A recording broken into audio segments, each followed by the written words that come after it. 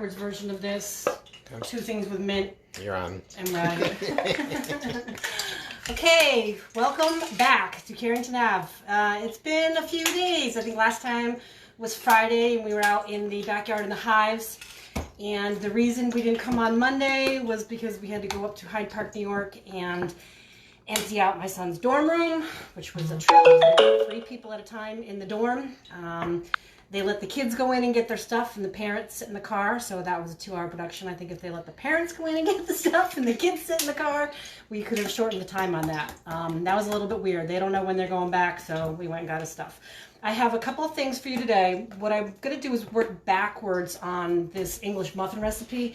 I made this yesterday. These stayed in the oven too long, but I'm going to get a better picture of what this looks like today. But this was an English muffin recipe that I made from the sourdough starter, and I really loved this dough. I'm sorry that I put it in there for so long, but I'm going to show you that what it looks like on the inside. And when you make these, it's really important when you're cutting them in half to fork split them. You know, the name brand English muffin talks about fork splitting because this is how you get the nooks and crannies that are going to hold the butter and the cream cheese. But I'm really going to encourage you to try this recipe because I've never thought about making English muffins, and I made them and I really, really love how this came out. But see, this is what I'm talking about. Like when you fork split it, you get that. If you just knife split it, you get a straight cut on it.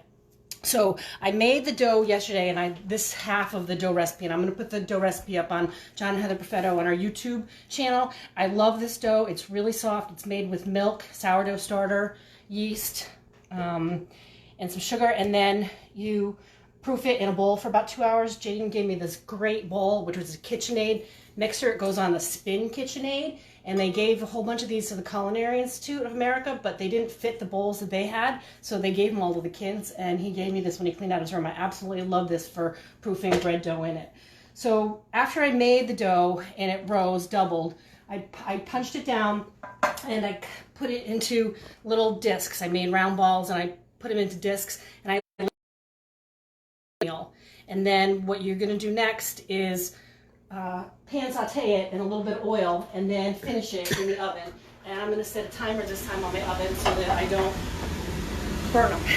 So you put them top side down to start, and you're just going to brown them a little bit. They're like these little fluffy pillows of dough. I absolutely love this dough. And then this is just the cornmeal in here, which I'm going to cut that next piece up and show you. So I'm working backwards today, which is a little bit weird. I'm going to cut the next piece up and show you what we're going to do with that. And then after they get browned on both sides, they're going to go into 375-degree oven. It should be for like 20 minutes. I left the timer on. I walked out of the kitchen. I went outside. I took a call. I forgot about it, and that's why that one was a little bit well done. But we ate them anyway. Well done. That wasn't too bad. So I'm just going to get a little bit of brown. They're really fluffy. It's a nice size.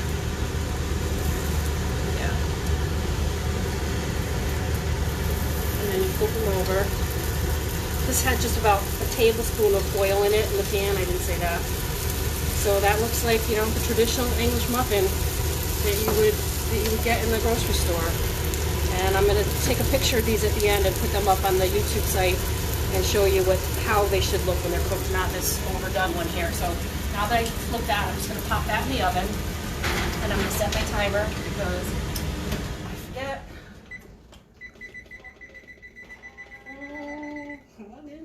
Okay, and then I'm going to show you how I formed this to put it into this cornmeal. So I just took this dough and cut it pieces off and put it in a ball like that, and then just smashed it down in my hand. And I was able to fit 4 in this pan. So I guess I'm making 4 more. I'll get half of these with our turkey sliders tonight. And then maybe I'll just bake this other one as a whole loaf just to see how it comes out. It's just a regular loaf of bread. So now these guys have to proof again until they're double in size. So a nice warm sunny place until they're double in size. This guy I'm just going to roll into a ball, and I'm going to bake it like a regular bread after he doubles in size too. So that is all that I have for you on that one.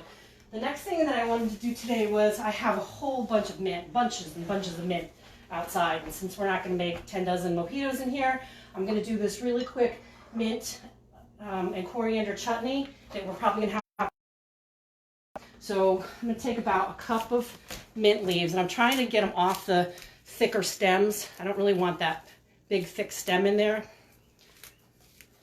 So just pick these guys off. Just a hint, if you decide to grow mint in your yard, grow it in a container, inside a container.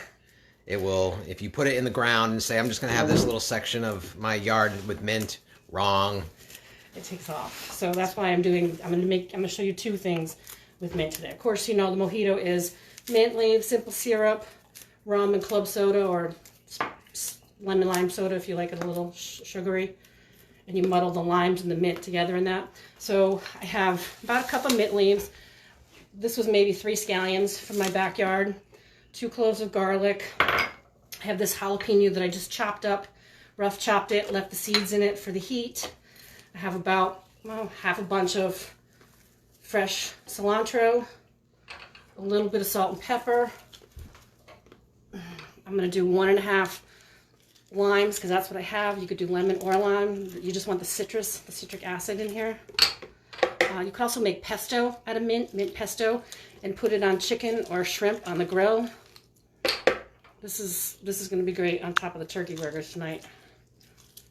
All right, and then I'm just going to pull that together, chop it up, and I'm going to add a little bit of this really extra virgin olive oil to bring it together. This is going to taste like spring. Spring on a cloud. Let's see what it tastes like. Oh, it tastes lemony. More oil. Let's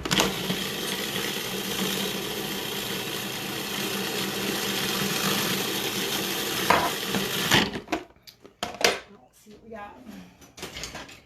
You could mix this with sour cream. You could mix this with mayonnaise. You could marinate chicken or fish or shrimp with that.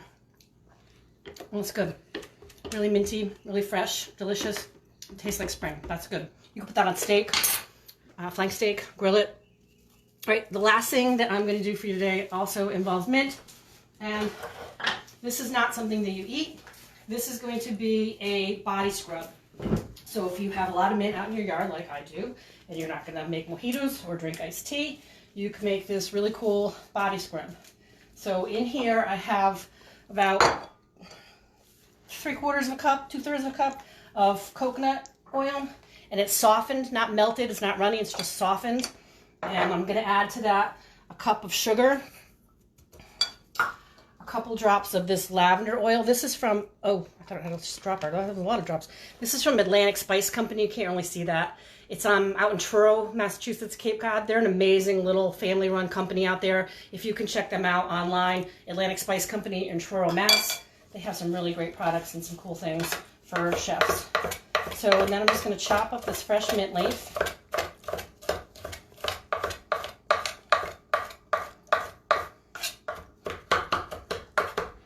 Add it to this mix. Mix it all together. And it's going to make this sugar scrub, which you're not going to eat this. This is not for eating. You could. It's all natural.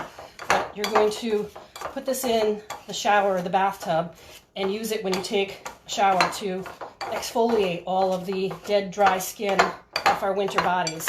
And the coconut oil is going to make your skin really bright, and the mint and the lavender combine for stress relief. I don't know if anybody else is stressed out there right now. This is a good time to maybe whip something like this up and keep it on hand for a shower or a bath, a little pampering. Or you can wash your hands with it in the sink. We're all supposed to be washing our hands. This would be a great addition to hand washing, because the coconut oil would put the moisture back into your hands that we're all spending so much time washing.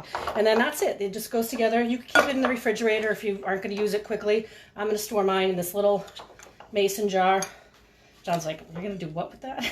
I'm going to put it by the sink or put it by the shower, and we can all have a little stress-free, relaxing sugar scrub. You can also do salt if you don't have sugar. You can do kosher salt if you want to do that. But that's a neat little healthy stress reliever that you can make with mint. So there you go.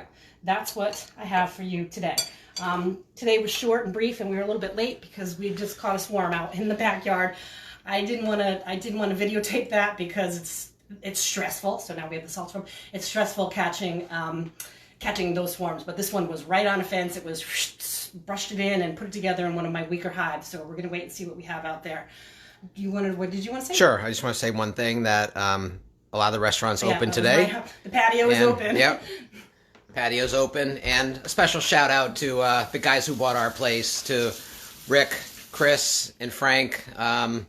Good luck at 117 Broad Street today, and many years of success just like we had. So go out, eat outside. The weather's gonna be nice. Right. So anybody that's going to be going out to these restaurants that are now doing this new phase 1 patio service, outdoor parking lot service, if you're going to go, that's great. I think supporting our restaurants is really important at this time, but there's a couple things you're going to have to bring. You're going to have to bring your mask, because it's not about just you, it's about everybody else who might be there.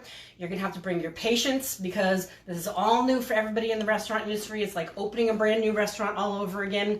You're going to have to bring your manners, because these people are going above and beyond to open up, and they're under a lot of stress, and they're happy to serve you, but we could just be a little bit nicer to some of our service people.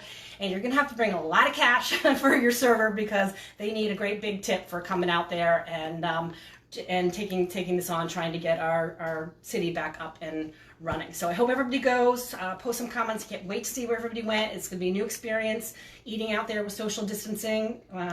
But let's see how much we can support the restaurants in our town. And that's all I have for you until we eat again.